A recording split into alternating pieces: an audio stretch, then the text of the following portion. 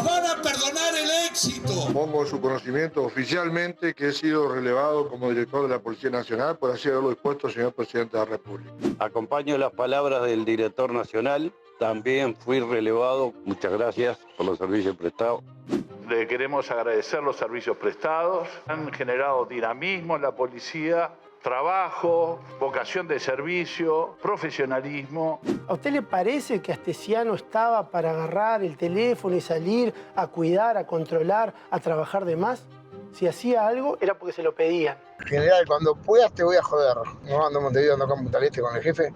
Pero cuando pueda te tengo que algo mío, algo personal, a ver si me puedes dar una mano. Muchas gracias por el trabajo organizado.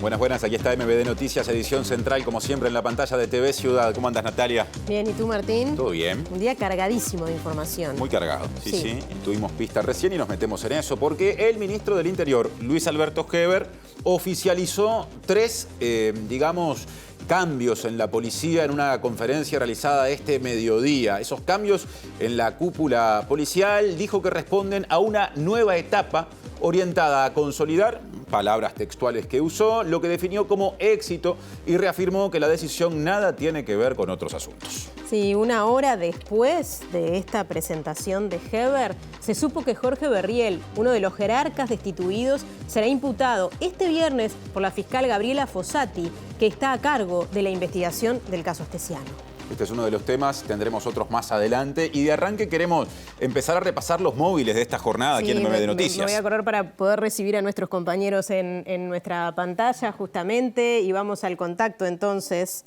con Martín. Martín, ¿dónde andás, Carnaval? Ahí vemos. Sí, Natalia, Martín, buenas tardes. Una mezcla de carnaval y movida por parte de los sindicatos, más precisamente la mesa representativa de trabajadores del PIT-CNT, están convocando hoy a la puerta justamente del tablado aquí en la Plaza 1 de Mayo una jornada de información en torno a la reforma de la Seguridad Social. Reforma de Seguridad Social que tuvo tratamiento importante hoy, a poquitos pasos de la Plaza 1 de Mayo, en el anexo del Palacio Legislativo, donde la comisión especial que está estudiando la reforma justamente de la seguridad social con representantes de los distintos partidos políticos estuvo recibiendo hoy una delegación del BPS y después también de la SAFAP informándose y trabajando sobre el tema. Bueno, en este caso los trabajadores, vemos banderas también de FOSE, de la Asociación de Trabajadores de la Seguridad Social, están generando esta movida informativa hoy aquí en la Plaza 1 de Mayo, sosteniendo también algunas encuestas que tomaron conocimiento público en las últimas horas, donde un 41% de la población está en contra de la reforma y bueno, tratando de alguna forma de visibilizar e informar sobre el tema en esta jornada que tiene particular centro aquí en la Plaza 1 de Mayo, que hoy está tomada por el carnaval con el tablado. Bueno, muy bien, Martín, estaremos atentos entonces al desarrollo de ese móvil y ahora vamos al adelanto de nuestra compañera Julieta Núñez Tomás. Muchas gracias, Nati, así es. Hoy vamos a estar hablando de frutas y verduras de estación porque muy recientemente salió la nueva lista inteligente y le vamos a dedicar unos minutos a entender por qué es inteligente en este momento consumir algunos de los productos de esta lista. Vamos a estar también hablando sobre las necesidades de la producción de frutas y verduras en este momento de sequía. Hemos hablado sobre eso en otros momentos del informativo y vamos a ver qué impactos tuvo el déficit hídrico en la producción nacional para lo que queda del año. Así que además de compartirles algunos consejos útiles sobre el consumo de frutas y verduras, también vamos a estar problematizando la situación de la producción nacional.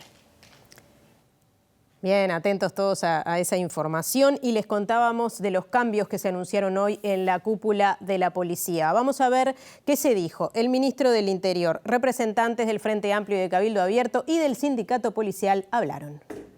Una nueva etapa donde se consolide los éxitos que ha tenido este Ministerio del Interior en la lucha contra el crimen organizado.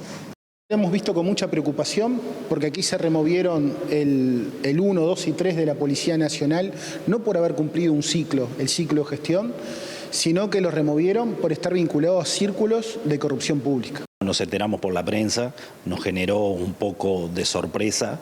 Que a través de nosotros se pueda escuchar la voz de los trabajadores policiales. Es algo que para nosotros es fundamental. Y con Fernández realmente nosotros no lo teníamos.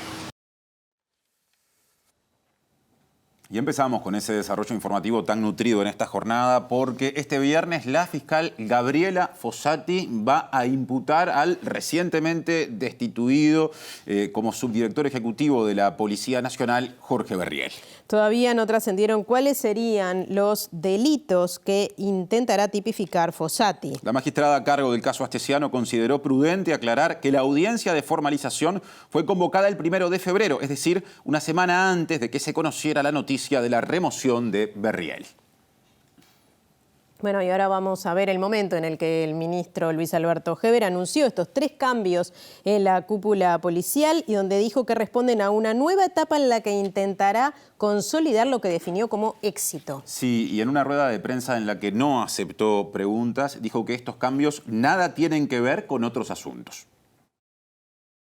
Heber anunció que José Azambulla será el nuevo director nacional de policía, en lugar de Diego Fernández. Azambulla se venía desempeñando como jefe de policía de Florida. Además, Johnny Diego será el nuevo subdirector, en lugar de Héctor Ferreira, y Efraín Abreu reemplazará a Jorge Berriel como subdirector ejecutivo.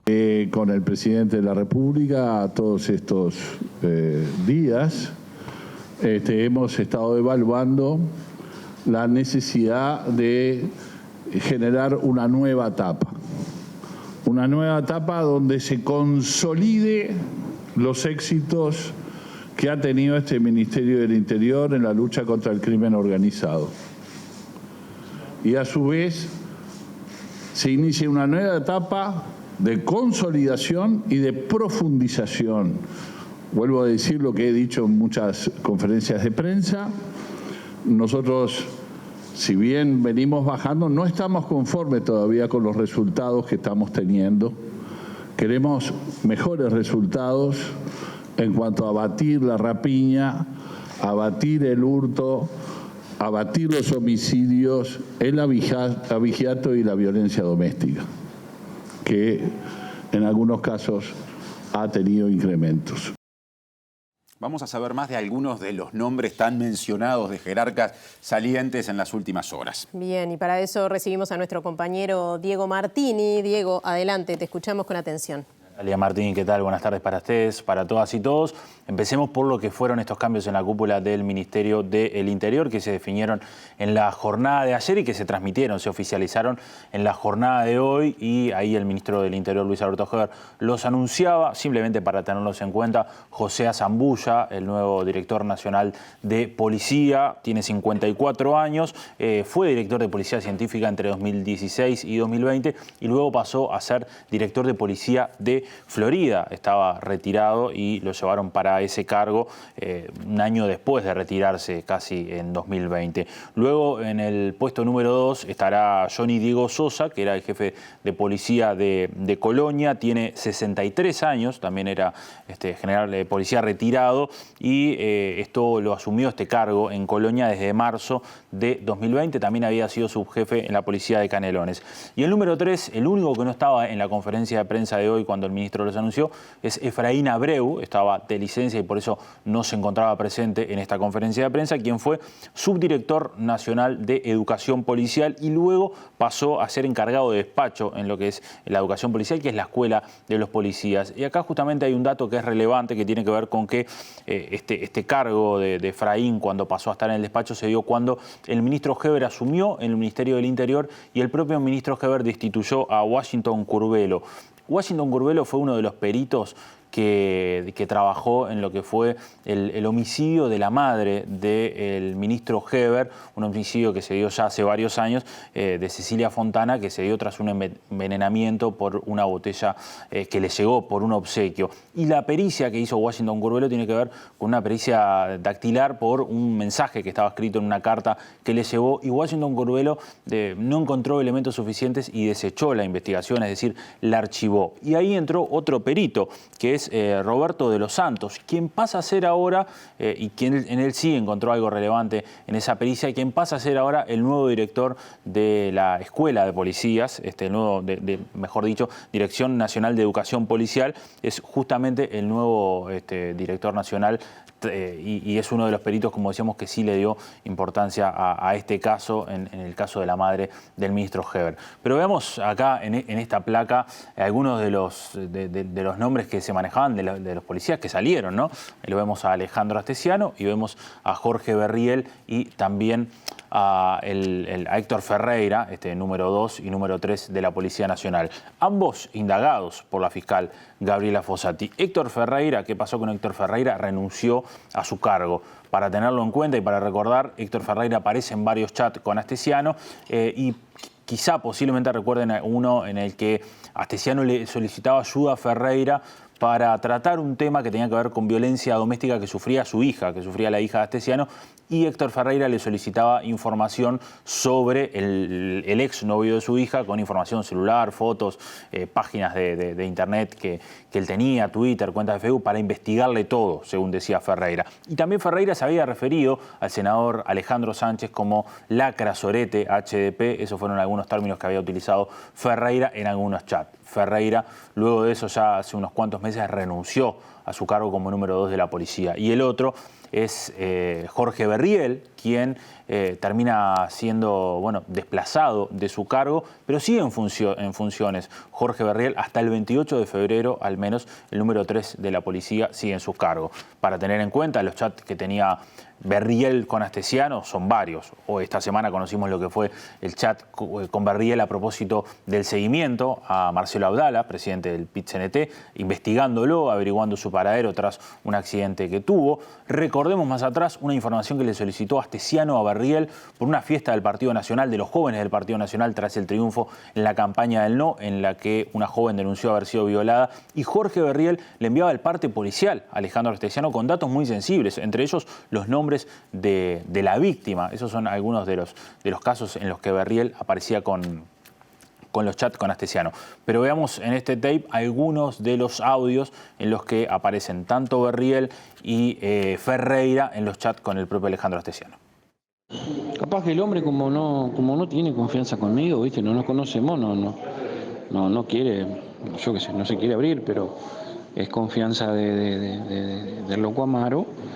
Bueno, que le pase todo a Amaro, decirle vos a Amaro, decirle a este muchacho que le pase todo una vez y ya está. Y Amaro me pasa para acá a mí y lo hablamos. Vemos cómo es la mano, yo me encargo de ver verificar a ver si esos datos y esos son ciertos. Porque tengo entendido también que creo que hicieron una denuncia en asuntos internos.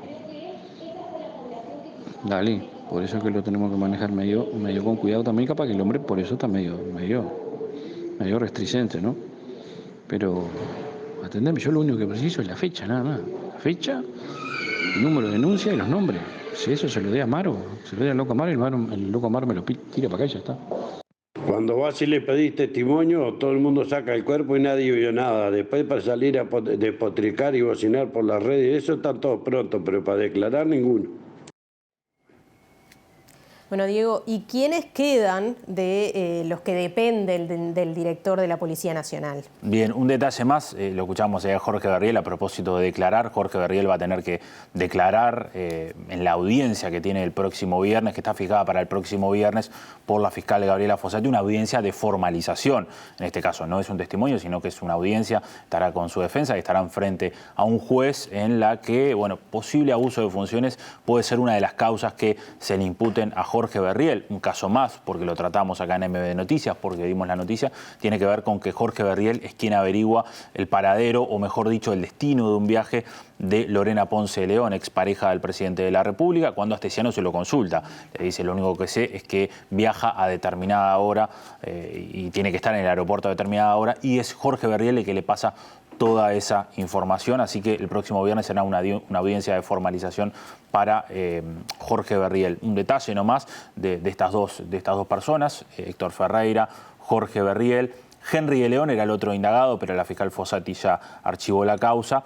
y bueno, el próximo viernes será lo de Jorge Berriel. Pero pasemos a la siguiente placa, donde hay otros de los 2 policías que están indagados y que son los que vos consultabas, Nati, que siguen en su cargo. Diego Fernández, ex director nacional de policía hasta ahora, y bajo su línea, digamos, está César Tun, director de la Guardia Republicana, y más abajo aparece Claudio Correa, director de inteligencia. Empecemos por César Tun, de la Guardia Republicana, en donde hoy una noticia publicada por el medio La Diaria da cuenta de algunos chats y algunos encuentros que tenía con Alejandro Astesiano, en donde, por ejemplo, Alejandro Astesiano le hacía pedidos especiales personales sobre él, y el propio Tun respondía enviando policías que tenía a su cargo para favores personales, y le enviaba fotos y videos para mostrarle a Astesiano que estaba cumpliendo con esos pedidos. Y además también Astesiano le había avisado a César Tun de 2 denuncias que iban a surgir en la prensa. Una tenía que ver con una denuncia de abuso sexual contra 5 policías de la Guardia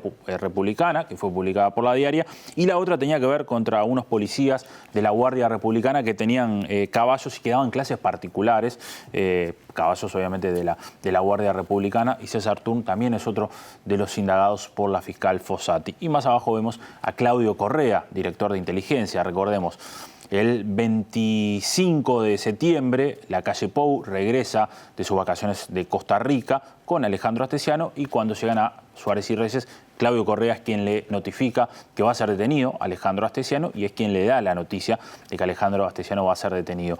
Luego, desde la Fiscalía se solicita que se brinde el teléfono de Alejandro Astesiano, un teléfono que pertenecía a Presidencia. Claudio Correa es quien le da el teléfono a la Fiscalía, a pedido de la fiscal Gabriela Fossati, pero recordemos que se plantea una condición, que la plantea el presidente de la República y que el propio ministro Luis Alberto Heber reconoce que llamó al fiscal de corte para solicitarle que no se leyeran y que no se tuviera acceso a los chats entre el presidente de la República y el ex jefe de custodia presidencial, Alejandro Astesiano. Claudio Correa es el encargado de borrar esos chats. El tema es que Claudio Correa borra más de los chats que había en el celular de Astesiano, que luego son recuperados por el sistema que tiene el Ministerio del Interior, y que son los que hoy forman parte de la carpeta investigativa y que la fiscal Gabriela Fossati está investigando. Por ende, Claudio Correa también es otro de los indagados por esta causa. Así que así las cosas, como mencionábamos, hay cambios en la cúpula policial. Diego Fernández no tenemos los indicios de que esté indagado por esta causa, pero como consultabas, Natalia, César Tun y Claudio Correa son las 2 personas que sobreviven, digamos, a la gestión de Diego Fernández. Manejamos la información de que la relación ya hace un tiempo entre Diego Fernández y el propio ministro Heber no era buena, era algo tensa, y bueno, hoy lo anunció el ministro. Sí estaba Diego Fernández en esa conferencia de prensa, le agradeció por los servicios prestados, pero se dio esta noticia entonces, y un detalle es que el 1 de febrero la fiscal Fossati solicitó la audiencia de formalización para Jorge Berriel. No se la dieron la audiencia, o no le dieron fecha, porque le solicitaron más pruebas que la fiscal presentó este lunes 6 de febrero, y tras eso, en la jornada de ayer, martes 7, es que el Ministerio del Interior notifica a estos cargos, y lo veíamos recién en los audios que envió el propio Diego Fernández y el propio Jorge Berriel a sus subalternos diciendo que iban a renunciar, y hoy 8 es cuando se da la notificación oficial de que sean estos cambios en la cúpula policial. Recordemos que Jorge Berriel va a seguir en su cargo igual hasta el 28 de febrero. Todas estas autoridades asumirían el 1 de marzo recién.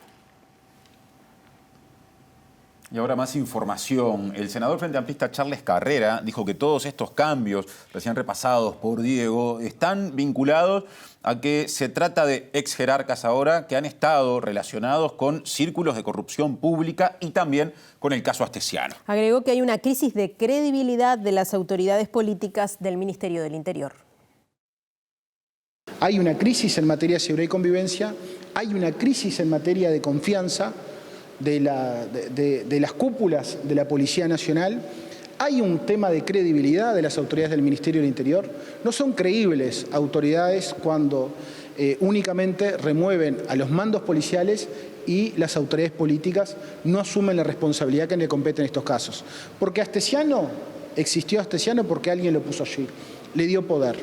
Y por acción o omisión hizo todo lo que hizo. El 2 y el 3 están siendo indagados, y aparentemente, por la información que surgió de la prensa, en el caso de Berriel aparentemente sería formalizado en estos días. Y aquí lo que vemos es con una profunda preocupación. Y además también vemos que no hay casualidades, ¿no? No hay casualidades, sino que lo removieron a sabiendas lo que iba a pasar en estos días. Bien, y más repercusiones. El diputado cabildante Álvaro Perrone dijo que se enteró de estos cambios en la cúpula de la policía por la prensa. Sí, dijo que espera reunirse con autoridades del Ministerio del Interior para saber más al respecto. Nos enteramos por la prensa, nos generó un poco de sorpresa, hemos venido siguiendo las noticias, hasta ahora no tenemos ninguna comunicación oficial dentro del gobierno para interiorizarnos un poco más de la situación. Entendemos que eso se va a dar en próximas horas, pero hasta ahora lo que tenemos es lo que ha salido por la prensa. Sin duda que el Ministerio actuó por alguna consecuencia, hemos sí leído que se trata por algún tipo de mejora en el funcionamiento. Si es para mejorar, bienvenido. El legislador además se refirió a la postura de Cabildo Abierto sobre las cifras de homicidios y la seguridad. Desde Cabildo Abierto se está haciendo propuesta, se entiende que se debe haber mayor presencia policial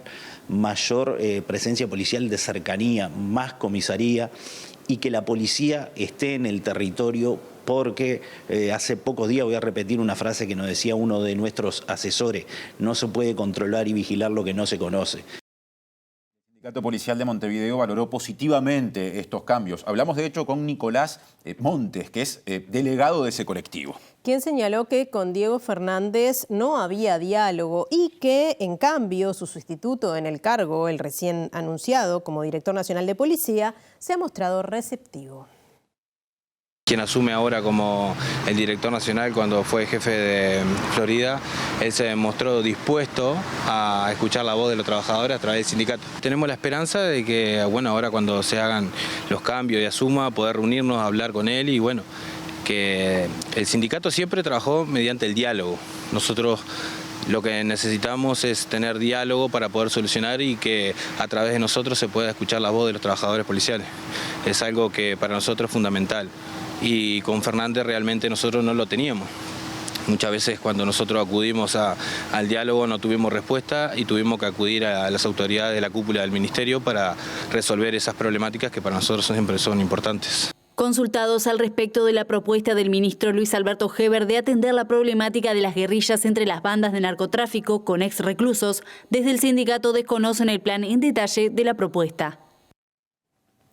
Bueno, y les contamos que la fiscal Gabriela Fossati, a cargo del caso Astesiano, le tomó declaración al presidente del PIT-CNT, Marcelo Abdala, y al secretario personal del presidente Luis Lacalle Pou, Nicolás Martínez, por los audios de Astesiano referidos al siniestro protagonizado por el sindicalista hace un año. Sí, también declaró en la misma sede el ex fiscal de Corte Jorge Díaz, porque resulta que fue mencionado en un chat que sostuvieron Astesiano y Berriel. El ex fiscal de Corte Jorge Díaz explicó tras retirarse de la audiencia que la fiscal Gabriela Fossati lo llamó a declarar porque aparece mencionado en un chat entre el ex custodio presidencial Alejandro Astesiano y el recién cesado subdirector de la Policía Nacional Jorge Berriel por su actuación como juez en el caso Feldman en el año 2009. Concretamente me preguntó sobre si conocía a alguna de las dos personas, que no conozco a ninguna de los dos. Puede ser que a Berriel ocasionalmente lo haya tratado, pero nunca tuve ningún vínculo con él, Astesiano no lo conozco. Y nada, básicamente fue ella el tenor de las preguntas. ¿Audios que fueron de años anteriores? No, creo que fue no sé si audio o mensaje de texto, no lo tengo claro, donde hacen referencia por parte del señor Berriel a mi participación como juez en el caso Feldman. ¿A usted le sorprendió ver que lo habían mencionado en esas conversaciones? No, a mí esta altura no me sorprende absolutamente nada. De todas maneras, mi actuación en ese expediente es pública, está contenida en un expediente, ese expediente cualquiera de ustedes lo puede consultar, es más, cualquier ciudadano lo puede consultar y despejar absolutamente todas las dudas, donde queda absolutamente claro cuál fue la actuación y que esa afirmación que se contiene en ese chat es una falsedad y es fácilmente demostrable que así es. Marcelo Abdala declaró como testigo ante la fiscal Gabriela Fossati tras conocerse conversaciones por chat y audios donde Astesiano le dice al secretario del presidente Lacalle Pou que utilizará las cámaras del Ministerio del Interior para ver los movimientos de Abdala antes de chocar su auto cuando conducía alcoholizado el año pasado. Por la misma conversación fue citado a declarar Nicolás Martínez, secretario personal del presidente Luis Lacalle Pou, quien se retiró sin brindar declaraciones. Y desde FENAPES se dijo que los audios en los que Astesiano recibe información de parte de un policía sobre estudiantes y docentes del Liceo 41 son parte de una campaña de ataque al movimiento sindical. En el colectivo aseguran que esto ocurre en todo el continente y exigen un reconocimiento de parte de las autoridades. El presidente del CODICEN, Robert Silva, afirmó a MVD Noticias que de haberse concretado la persecución a docentes y alumnos del Liceo 41 es un hecho repudiable y supondría un episodio aislado. Yo estoy convencido que no es un caso aislado. Creo que vamos a recibir información durante los próximos días y meses, porque estos son una cantidad de información impresionante. Y yo creo que hay una red, hay una metodología de seguimiento y persecución que tiene diferentes modalidades, pero que está comprobado que existe. Entonces, decir que esto es algo aislado, me parece que no para bien al presidente del CODICEN, que además tiene aspiraciones político-electorales, me parece que tendría que pararse con otra energía. Emiliano Mandasen, integrante del Consejo Ejecutivo de la FENAPES, dijo que existe un andamiaje y una metodología de persecución de sindicatos y sus dirigentes. La agresividad con la cual se cuestiona al movimiento sindical y a sus representantes, esa cuestión de instalar de que poco menos somos magnates o de salir a colocar noticias falsas sobre los dirigentes sindicales y su poder adquisitivo, que tienen propiedad. Hay una metodología de intentar desprestigiar al movimiento sindical que nosotros creemos que está muy bien estudiada. Y ojo, no es autóctona del Uruguay, hay un andamiaje en América Latina de esas características, porque cuando a mí me llama poderosamente la atención cuando dice, bueno, en Uruguay no pasan determinadas cosas. En Uruguay pasan, y lo estamos viendo. Esperemos que todo el mundo reaccione, se deje de minimizar un tema que es de una especial gravedad y realmente sinceremos algunas situaciones. Bueno, les contamos que el diputado Eduardo Lust renunció a Cabildo Abierto, pero no a su banca en el Parlamento, según informó El Observador. Así se lo comunicó Lust este miércoles al senador y líder cabildante Guido Manini Ríos, quien le pidió que renunciara a su banca en la Cámara de Representantes. Sin embargo, pese al pedido, Lust resolvió seguir ocupando su lugar en el Parlamento. Y a propósito, el diputado escribió en Twitter, en una reunión que terminó con un fuerte apretón de manos con el senador Manini Ríos, ahí ven el tuit, y un abrazo con el senador Guillermo Domenech, presenté mi renuncia a Cabildo Abierto en nota de 7 páginas. Cada parte entendió a la otra, es una de las últimas consideraciones hechas por Lust en ese tuit.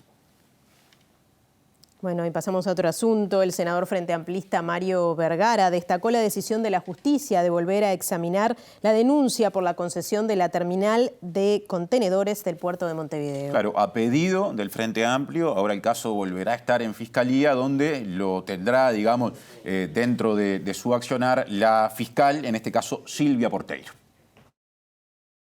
El archivo de la causa por parte del fiscal en el mes de noviembre nos generó claramente una gran insatisfacción, por eso convencidos de que había elementos que no se habían tomado en cuenta y que había habido interpretaciones a nuestro juicio erróneas que llevaron a ese archivo, planteamos justamente a la justicia que se reexaminara el caso y bueno, hoy fuimos convocados por el juzgado, tanto el fiscal como nosotros dimos nuestras razones y la jueza entendió que correspondía el reexamen por parte de otra fiscal que lo hará en los próximos días. ¿Por qué entendió eso la jueza? No, obviamente es un tema muy complejo y nadie quiere transmitir ni siquiera sutilmente que la jueza esté tomando partido en ninguna dirección. Ella creo que fue muy clara en entender de que bueno, este es un caso de alto perfil que puede generar antecedentes muy importantes y que da tranquilidad operar con esta mayor transparencia. Es reitero, un caso de un tema muy importante y que entonces, bueno, que daba lugar a ese reexamen dada la complejidad del tema y dado que incluso el propio fiscal no se opuso al reexamen, ¿verdad? O sea, reitero, no es que la jueza en 1 hora y media haya logrado, nadie es capaz en 1 horita de incorporar la complejidad de este caso, o sea que no era algo que se basara esencialmente en el contenido del expediente, pero evidentemente vio que cabía razones para el reexamen a la luz de la complejidad y a la luz de darle más garantías a la ciudadanía. Ahora cambiamos de tema, porque el economista Javier de Aedo cuestionó la política monetaria por entender que la cotización del dólar cayó más de lo debido. Entrevistado en Radio El Espectador, criticó especialmente la gestión del presidente del Banco Central, Diego Labat. La gestión de Labat yo no la entiendo tampoco, porque él hace pocas semanas, antes de fin de año, salió a reconocer que el tipo de cambio había caído más de lo esperado, o sea que esperaba que cayera con las medidas que tomaron, evidentemente lo hicieron para eso, pero se le fue la mano. Y dice que tiene instrumentos para intervenir, pero no los usa. Entonces me equivoqué, se me fue la mano y no corrijo, teniendo instrumentos para hacerlo. Debería empezar a bajar ya la tasa de política monetaria la semana que viene, las tasas medias de las letras de regulación monetaria, que son las que marcan el camino habitualmente de los movimientos de la tasa de política monetaria del Banco Central, ya se dieron vuelta en las últimas 2 semanas, esta semana no hay licitaciones, porque hay un canje del Ministerio de Economía, pero yo si siguiera la regla que he visto en los últimos 15 meses de qué pasa con las tasas de las letras y qué pasa con la tasa del Copom, yo esperaría una caída de entre 1/4 y medio punto. De Aedo, que durante el gobierno del expresidente Luis Alberto Lacalle Herrera, entre otros cargos, integró el directorio del Banco Central, dijo que las actuales autoridades deberían recurrir al mercado para evitar nuevas caídas del tipo de cambio, instrumento empleado en los gobiernos del Frente Amplio. Labat lo mencionó en esa entrevista de fin de año como un instrumento que tiene, que se puede llegar a usar llegado el momento. Lo que no entiendo es cuál es la definición de llegado el momento. Bueno, y volvemos a la Plaza 1 de Mayo, al contacto con nuestro compañero Martín Duarte. Allí se manifiestan en rechazo a la reforma previsional. Martín, adelante. Así es, Natalia, es una jornada informativa también, esta definición que tomó la mesa representativa de entes, entre los que integra la Asociación de Trabajadores de la Seguridad Social. Estamos con Karina Sosa, que es la presidente justamente de la Asociación de Trabajadores de la Seguridad Social, encabezando esta actividad en la puerta del tablado aquí 1 de Mayo. Karina, ¿cuál es la importancia de esta movida? ¿Cómo se definió esta jornada en coordinación también con otros sindicatos? Informando en torno a la reforma de la seguridad social. Bueno, buenas tardes. Esta iniciativa fue tomada por la Mesa Sindical Coordinadora de Entes en el entendido de que había que empezar a hacer cosas que informaran a la gente. Esto no nos toma de sorpresa. Nosotros desde el año 2018 aproximadamente ya venimos teniendo este tipo de actividades desde la primera vez que se dijo que iba a haber una reforma de la seguridad social. Lo que sí nos tomó por sorpresa lo aberrante de la misma y los resultados que pueden recaer en la población de aprobarse este proyecto de ley tal cual se manifiesta, porque no es como se dice normalmente en la prensa abierta, que va a ser justa, solidaria, que es necesaria, que con esto se está cuidando a las nuevas generaciones. Nosotros hemos leído el proyecto, lo hemos interpretado y entendemos que es todo lo contrario, que es muy reaccionaria, que es muy regresiva y que perjudica a las capas más vulnerables de la sociedad uruguaya. Hacíamos referencia a una encuesta que señala que el 41% de los uruguayos rechaza de alguna forma la reforma. Ustedes que están en contacto con la gente, ¿cuáles son las principales dudas o preguntas, ¿no? Cuando se acercan a informar sobre algunos aspectos que consideran nocivos justamente en torno a la reforma? Bueno, ahí tenemos como 3 franjas etarias, ¿verdad? A los jóvenes les interesa poco, que es lo que nos pasó a nosotros en el año 96 cuando se instalaron las AFAP en este país. Y hoy estamos pagando las consecuencias. A las capas medias ya los preocupa un poco, porque nosotros venimos trabajando hace más de 30 años algunos y ahora nos dicen que tenemos que trabajar 5 años más para cobrar menos. Y a la gente mayor que ya está jubilada, la primera pregunta, ¿esto me va a afectar a mí que ya estoy jubilado? Bueno, para los 3 casi que es la misma respuesta. A todos nos va a afectar en niveles distintos. A los más jóvenes mucho más, a los que estamos en la edad media, de mediana edad, digamos, nos va a afectar menos en relación a los jóvenes, pero también va a ser una afectación, depende de lo que ganemos, o sea, sueldos más sumergidos no los va a afectar tanto, pero a los que estamos en los sueldos medios sí, y a los jubilados también les va a afectar, porque el cálculo del índice medio de salario se basa en la cantidad de salarios generales del país, y a menor cantidad de empleo, menor aumento para los jubilados, ¿verdad? Hoy decíamos que se empezó a tratar y a recibir distintas delegaciones por parte de la Comisión Especial que está trabajando en torno a la reforma de la Seguridad Social. La Asociación de Trabajadores ha pedido ser recibida. ¿Qué expectativas tienen también a la hora de presentarse ante los diputados?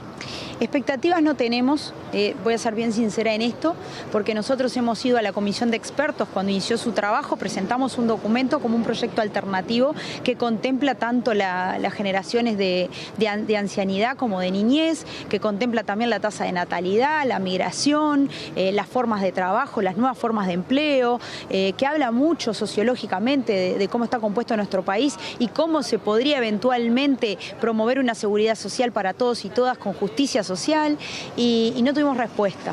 También se lo presentamos al presidente de la República, recorrimos todas las bancadas, concurrimos al Parlamento cuando entró en senadores, fuimos desalojados solo por aplaudir, vinimos también a presentarlo en la comisión anterior y de 15 integrantes que tienen nos recibieron 2.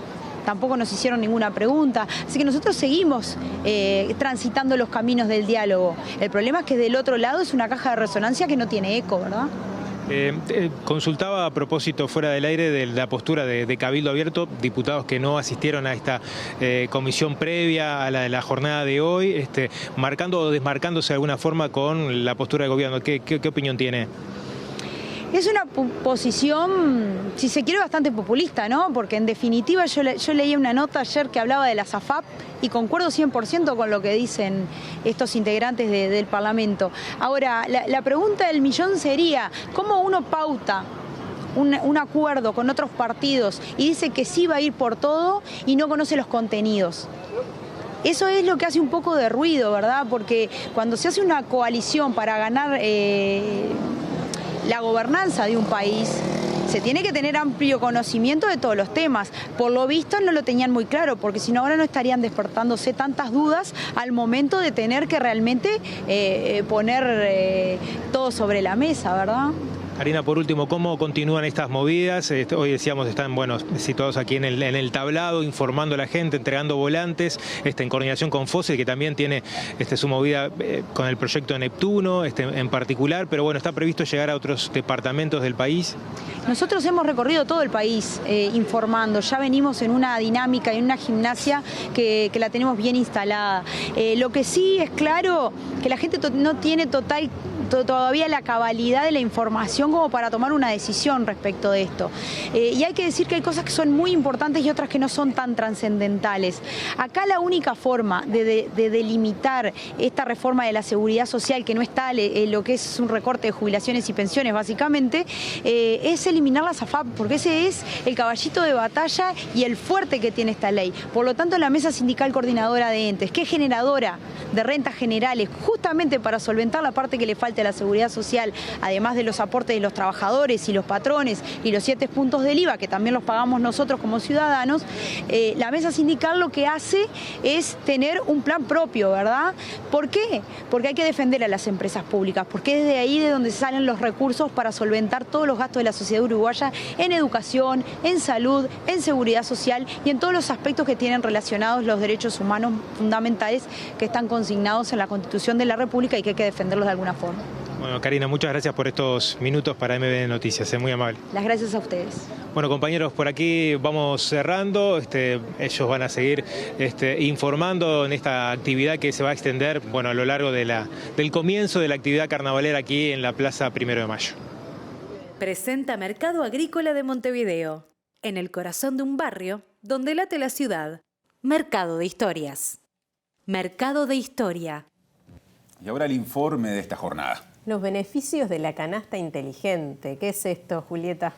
Es una lista inteligente, ya no es más la canasta inteligente. Hace tiempo que ya se viene promoviendo por parte de diferentes organismos esta lista de frutas y verduras de estación que están en este momento con diversos beneficios para su consumo en lo que tiene que ver con su disponibilidad, con su calidad nutricional y también con su precio. Esta nueva lista inteligente que salió ayer publicada el 7 de febrero y va a estar disponible por 2 semanas hasta el 20 de febrero, tiene diferentes características en las frutas y verduras, en las hortalizas que están en esta nueva lista, que van a ayudar o pretenden ayudar a mejorar el consumo de frutas y verduras en nuestra población, que viene con números muy por debajo de la recomendación de la Organización Mundial de la Salud, que es de 400 gramos por día por persona. Esto es una dificultad que está teniendo el país en el cumplimiento de esta meta de consumo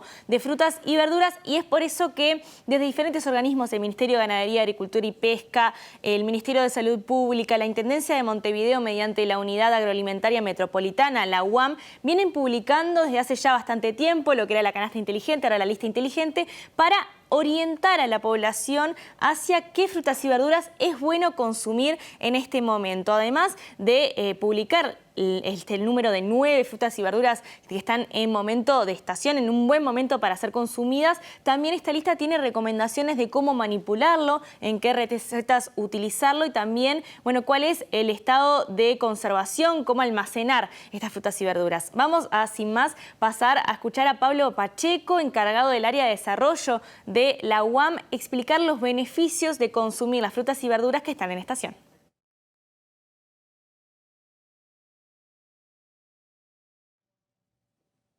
Por el proceso que se produce de formación de precios a nivel de la UAM para nuestro país, cuando el producto está más abundante, cuando está en plena época, es cuando el precio es el más accesible. Entonces cierra desde todo punto de vista que es el momento en el cual para el consumidor final es la decisión más inteligente incluirlo en la lista de compras.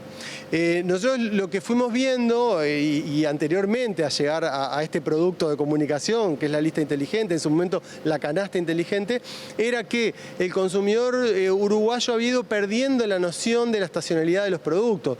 Las frutas y hortalizas tienen una estacionalidad, tienen zafras, que hace que haya un momento en el cual son muy abundantes, que es cuando el precio además está bajo, como decíamos recién, y otros momentos en los cuales empiezan a ser un poco más escasos y eso hace que el precio suba.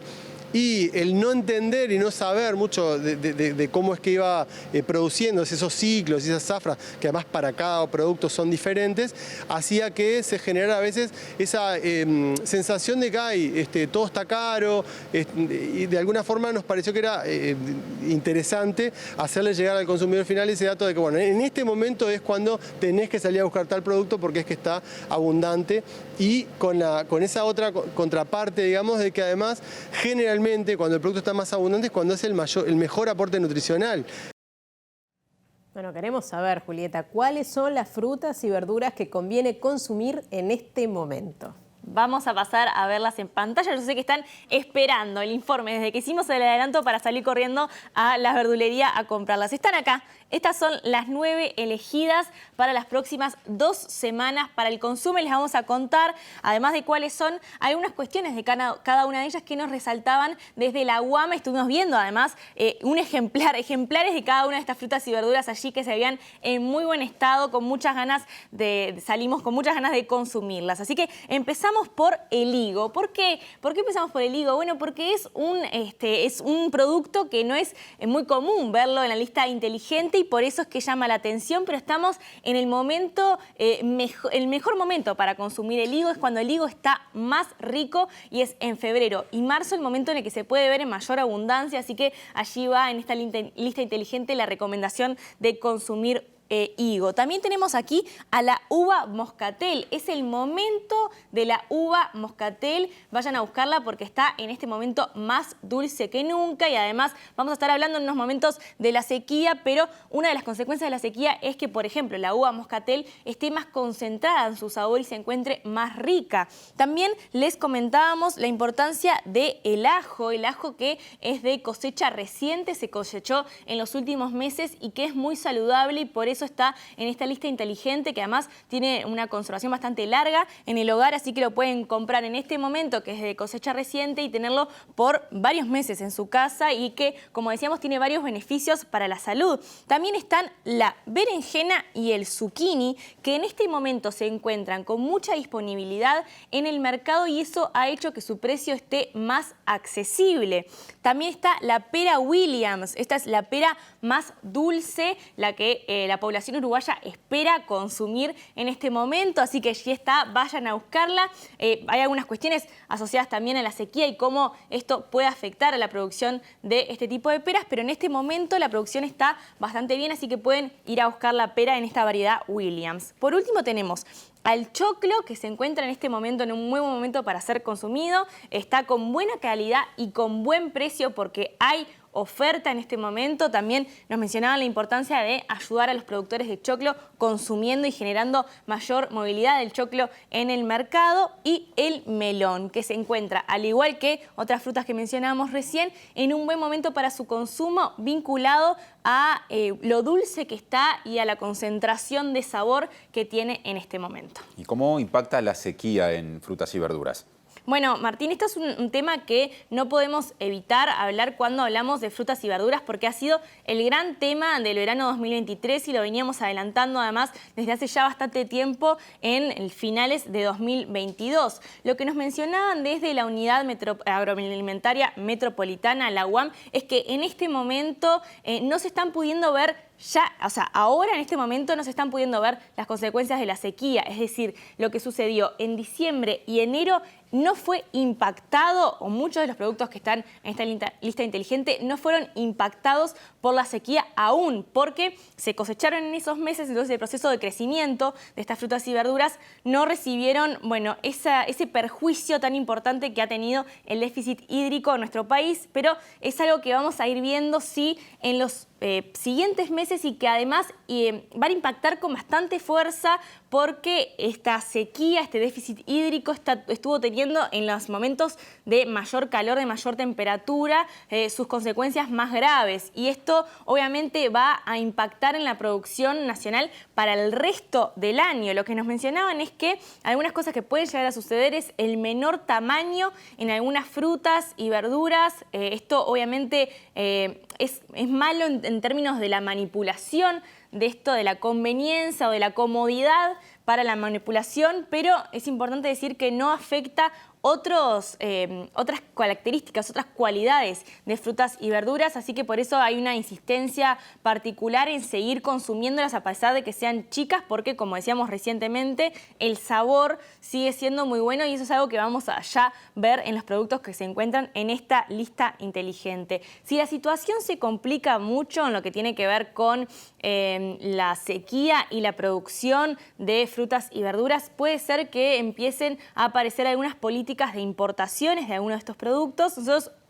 hoy estuvimos consultando en el Ministerio de Ganadería, Agricultura y Pescas si ya se han tomado medidas en ese sentido y nos decían que por el momento no, que el abastecimiento actual es bueno y que por eso no comienzan ya políticas de importaciones, pero es algo que se puede llegar a ver a lo largo del año cuando empiecen a faltar algunos de estos productos característicos o de los productos que se consumen a lo largo de todo el año. También lo que nos mencionaban algunos productores tiene que ver con que esta problema con el tamaño de algunas frutas y verduras estaba generando que la población comprara menos y eso perjudica la producción nacional porque en un momento que las sequías ya generaron pérdidas, que lo poco que se conserve, que lo poco que pueda salir al mercado tenga estas problemáticas en su forma física, digamos, porque no tiene que ver con la calidad del producto, está perjudicando las ventas. Y por eso es que también estuvimos hablando con Pablo Pacheco para que él mencionara, bueno, cuál es la política que tiene que ver tanto con los precios como con la calidad de estos productos y qué es lo que animan a hacer a los consumidores desde la UAM. los precios, ese valor kilocanasta que todos los meses elaboramos, nos permite ahora sí afirmarlo que seguimos en valores de precios cerca de lo normal para los meses de enero, con diferentes comportamientos según los productos, algunos por encima, otros por debajo de la expectativa histórica de precios, pero en promedio ese indicador del precio mayorista de la canasta frutícola se ubica un poco por encima del promedio histórico y muy por debajo de los máximos históricos para el mes de enero. Algunas verduras como zapallo, zapallo cabutiá, calabacín, boniato y cebolla, y frutas como manzana y pera sí se vieron afectadas por la sequía y podrán verse en ejemplares de menor tamaño y también menor oferta. Sin embargo, desde la UAM señalan que otras propiedades no se vieron resentidas. Desde el punto de vista nutricional o desde el punto de vista de sabor no hay restricciones, de manera tal que volvemos al concepto del consumidor consciente, entendemos que debería un año como este tener una tolerancia mayor y también de alguna forma saber que al estar consumiendo esos productos está ayudando a que el productor, que este año seguramente la va a estar pasando en muchos casos complicada, termine teniendo una ecuación no tan mala o no mala para su ciclo, digamos, productivo. Presentó Mercado Agrícola de Montevideo, en el corazón de un barrio donde late la ciudad. Mercado de Historias. Mercado de Historia. Bien, y vamos a otro asunto. El director del Hospital Maciel fue relevado de su cargo, decisión que según las autoridades no se debe al conflicto con los y las anestesistas de la institución. A propósito, el presidente de ACE, Leonardo Cipriani, dijo que están cubiertas las guardias de anestesistas en ese centro asistencial para todo lo que queda de este mes de febrero. Con el director del Maciel, con el doctor Aníbal Dutra, nosotros venimos hablando, hará cuestión de más de 2 meses, capaz que 3, para que él venga. Como él es médico infectólogo, y nosotros tenemos que generar el sistema de comité de infecciones en ACE Central para controlar los comités de infecciones que existen en cada hospital, en el cual tuvimos que irlo generando muchos durante la pandemia, porque ACE no contaba con eso. Y esa tarea hoy en día a mí me la lleva adelante mi adjunto, que es el doctor Mario Torales, que también es médico infectólogo, pero yo lo necesito para otra cantidad de cosas que estamos trabajando desde presidencia y no una tarea tan dirigida. Y como el doctor Dutra es un médico infectólogo que ya trabaja coordinando de prestigiosas instituciones los comités de infecciones a nivel general, nosotros veníamos hablando con Dutra que era la persona indicada para hacerlo. Para pasar a ACE Central a cumplir esto. De hecho, el doctor Dutra hoy es el director del hospital. De hecho, hoy no tenemos nosotros pensado un equipo de gestión, ¿verdad?, para que pueda estar. Y no hemos avanzado. El tema de que ocurrió con los anestesistas fue al revés. De repente, si no hubiera ocurrido, de repente el doctor Dutra se hubiera cambiado de una manera más rápida. Seguimos adelante con otras informaciones. Sí, el Fondo de Solidaridad ya recibió más de 12.000 solicitudes para acceder a becas económicas destinadas a estudiantes nivel terciario de la Universidad de la República, la UTEC y UTU. Y atención porque el plazo para presentarse, y hay mucha gente que todavía de repente quiere hacerlo, vence el 28 de febrero. La beca es una beca económica en este año aproximadamente 11.200 pesos y la beca la pueden tener durante toda la carrera dependiendo de la escolaridad del estudiante, porque cada año para renovar, el primer año no se solicita la escolaridad de secundaria, pero para renovar sí se le va a exigir escolaridad. La beca del Fondo de Solidaridad es un apoyo importantísimo, sobre todo para los que vienen del interior, aunque es importante resaltar que la beca no es exclusivamente para los del interior, pero para los que vienen es muy importante porque tienen que tener un montón de gastos, además de los costos de los materiales. Las solicitudes se realizan a través de la página web del Fondo de Solidaridad y están destinadas a estudiantes terciarios de todo el país, sin importar dónde residan o dónde cursaran sus estudios. El año pasado dimos aproximadamente 9.800 becas, este año pensamos estar en un número similar o 10.000. Lo importante es que nosotros no tenemos cupos, o sea, todo aquel que cumpla los requisitos puede tener la beca. Desde el inicio del Fondo de Solidaridad, por ejemplo, hemos dado más de 150.000 becas a aproximadamente 65.000 estudiantes. O sea, no coincide la cantidad de estudiantes con becas porque obviamente un estudiante puede recibir muchas veces la beca, por eso la cifra es diferente.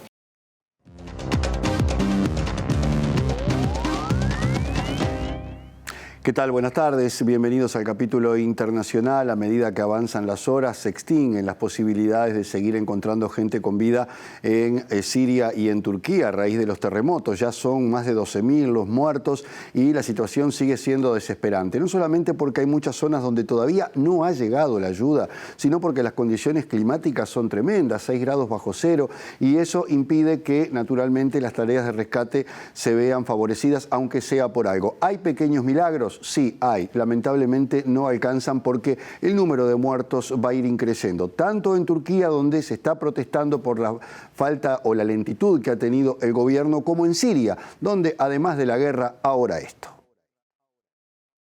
La situación en las 10 provincias turcas afectadas por los devastadores terremotos del lunes empeora a medida que pasa el tiempo, mientras el número de muertos no deja de aumentar y los sobrevivientes tienen problemas para cubrir sus necesidades más básicas en un clima gélido de hasta 6 grados bajo cero. Hasta ahora la serie de sismos del lunes ha dejado 12.000 muertos, 9.000 solo en Turquía y otros 3.000 en Siria y más de 40.000 heridos, al tiempo que los equipos de rescate han logrado recuperar a unas 8.000 personas con vida de casi 6.000 edificios destruidos.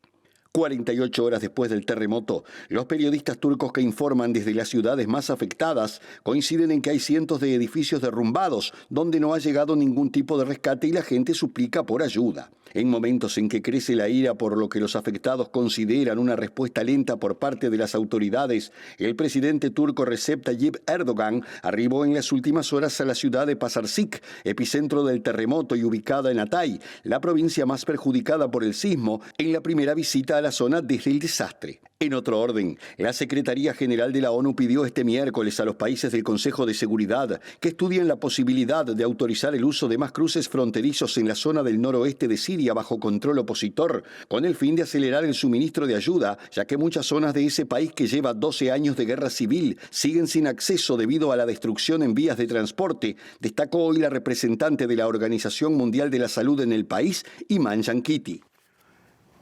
Durante un discurso al abrir el Consejo Político, el presidente Lula da Silva se refirió a lo que ocurrió hace exactamente un mes, el 8 de enero, cuando grupos ultras intentaron tomar Brasilia o por lo menos los edificios más importantes del gobierno. Dijo que es necesario olvidar a Bolsonaro para que se pueda empezar a aplicar la agenda de su gobierno, pero no olvidar que fue precisamente el expresidente quien atizó toda esta situación que terminó con un intento de golpe de Estado que, según Lula, no estaba previsto para el 8, estaba previsto para el día de su asunción, pero que la cantidad de gente y de fuerzas de seguridad desplegadas lo impidieron. Mientras tanto, siguen adelante las detenciones, ya son 1.800 los detenidos y también las órdenes de captura para quienes se entienden fueron responsables tanto por motivar, tanto por proponer este golpe de Estado como por la omisión, sobre todo de autoridades policiales y militares que permitieron este desastre.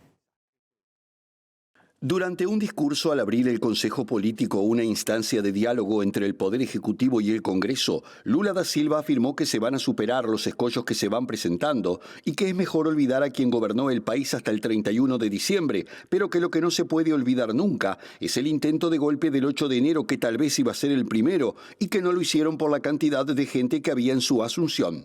Lula acompañó su mensaje con un video de casi 5 minutos de duración, divulgado en los canales oficiales del gobierno, que muestra el violento asalto a las sedes de la presidencia, el Congreso y la Corte Suprema, llevado a cabo por seguidores del expresidente Bolsonaro, y que recoge los destrozos causados por los radicales de ultraderecha, a los que la actual administración asocia con términos como terrorismo, asociación criminal y delitos contra el patrimonio cultural. Mientras tanto, este martes se completó la quinta fase de la operación Lesa Patria, con 3 órdenes de prisión temporal, una de prisión preventiva, así como 6 de búsqueda y aprehensión llevadas a cabo por la Policía Federal, entre ellos el coronel de la Policía Militar del Distrito Federal, Jorge Eduardo Naime Barreto, quien era el jefe de operaciones de la capital brasileña. En total van 17 órdenes de prisión preventiva y 3 de prisión temporal contra sospechosos de haber participado, financiado, fomentado u omitido su responsabilidad en el intento de golpe de Estado, al tiempo que se han producido 37 mandatos de búsqueda y aprehensión.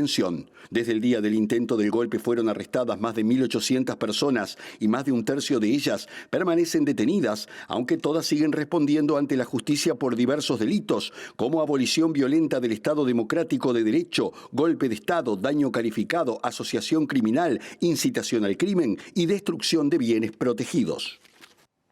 En su segundo discurso sobre el Estado de la Unión, el presidente de los Estados Unidos, Joe Biden, volvió a insistir sobre la necesidad de trabajar juntos, junto a los republicanos, naturalmente, para consolidar lo que resta de su mandato. Cada vez que ocurre esto, los temas que están sobre la mesa son muy variados. Tienen que ver con cuestiones internas, pero también externas, o de la política exterior de Estados Unidos. En materia de salud, la preocupación por la metanfetamina, lo que están provocando, las muertes que están provocando los opiáceos en su país. También habló de la economía, de la necesidad de reorientar la economía de los Estados Unidos, de los temas vinculados al racismo, a la violencia policial, los temas migratorios, siempre presentes en la política de Estados Unidos, y naturalmente las relaciones internacionales. Y allí hay dos focos a los que apuntó Joe Biden. Uno tiene que ver con Rusia, naturalmente, en plena guerra con Ucrania, y con China. A propósito de esto, dijo que China no es un enemigo, pero sí un competidor.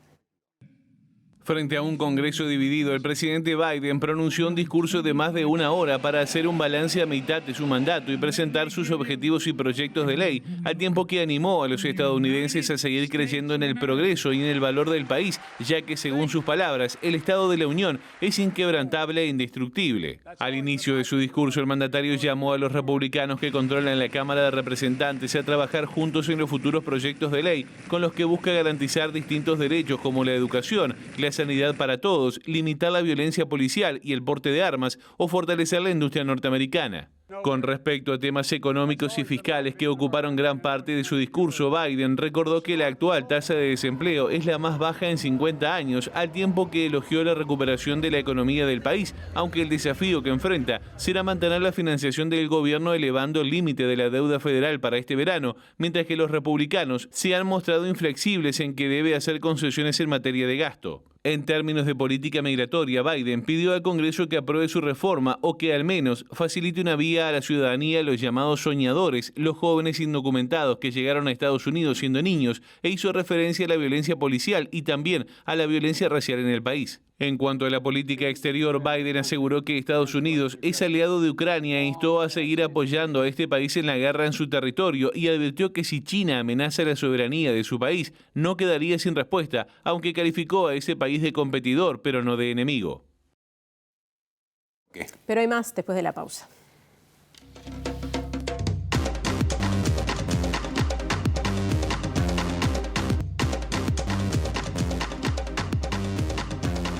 Más información en este segundo bloque. Sí, les contamos que personas académicas y técnicas vinculadas al ambiente, la agronomía y también vinculadas a la biología enviaron una carta abierta al Ministerio de Ambiente para expresar su oposición al proyecto que propone ampliar el antes denominado anillo perimetral entre las rutas 1 y 5. Este proyecto del Ministerio de Transporte y Obras Públicas afectaría la zona sur de los humedales del río Santa Lucía. Técnicos e investigadores en las áreas de agronomía, botánica, biología de la conservación, ecología y zoología presentaron una carta abierta al Ministerio de Ambiente para alertar sobre las consecuencias del proyecto del Ministerio de Transporte, Ordenamiento Territorial y Obras Públicas de ampliación de la Ruta 102, más conocida como el Anillo Perimetral.